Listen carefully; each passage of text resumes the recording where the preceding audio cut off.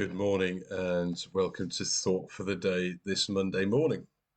And first of all, I'd just like to say thank you and congratulations to all those involved in the Poppy 100 event in Clanfield Memorial Hall at the weekend. I understand it was a huge success and what a delight to be able to celebrate such a worthy thing. I'm reading a book at the moment called Stones and Ripples, and the topic of the book is about church planting, pioneering, things like that. But actually the context, the heart of the book about stones and ripples has got me thinking about the impact lives have on lives and things like that.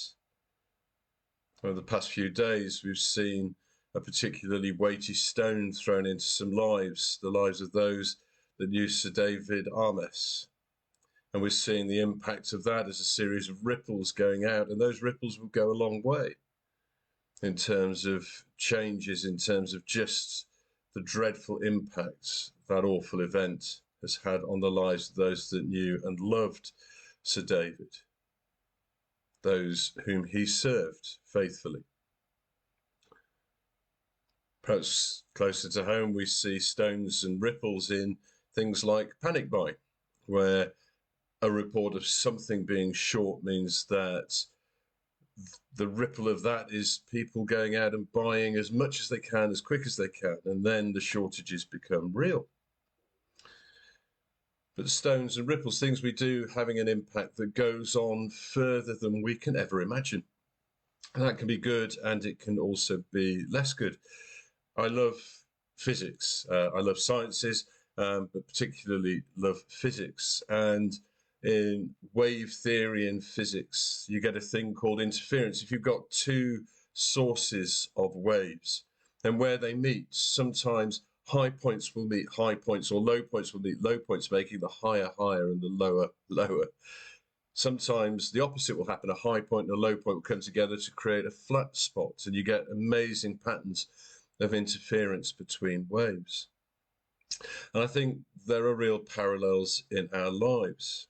Jesus spoke quite a lot in organic terms in the Gospels about scattering seeds and planting seeds in different ways. I do wonder whether sometimes he stood on the shores of Galilee, idly throwing stones into the Sea of Galilee and watching the ripples expand. You see, the events of our lives, the events of other lives interact with one another, and we have an impact on those around us. As we do things, as we say things, as we think, as we meet with people, as our lives connect with them. It's a bit like dropping pebbles into a pond.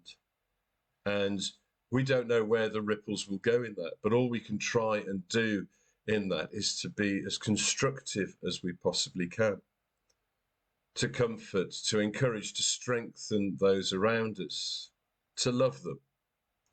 At the same time, we can invite and challenge where we see things that are wrong, that are unjust, that aren't showing mercy. Yes, we should challenge into those. And that too will have its own ripple.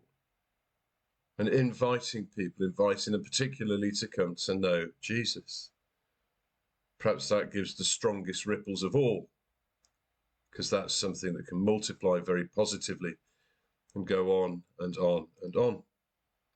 But in parallel with that, at the same time, events are going on around us. People are dropping pebbles into our lives that are creating ripples.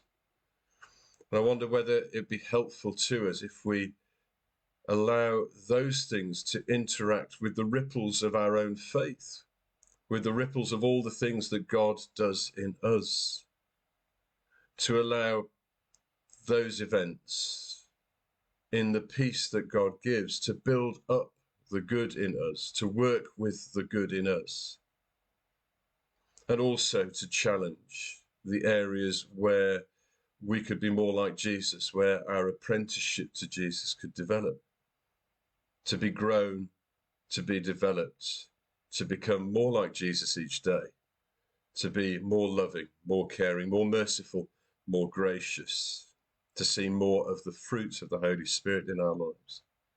So as we go through today, through this week, let's think about the stones that we're dropping into the lives of those around us in even the most mundane interactions, how we say hello to someone who's serving us at the till or in a shop or something like that.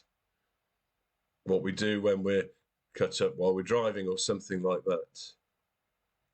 And also let's really focus on what's going on in our own lives, from the pebbles that are dropped in there and the ripples that creates, and how we're allowing those through faith to grow us to be more like Jesus. Have a great day, a great week.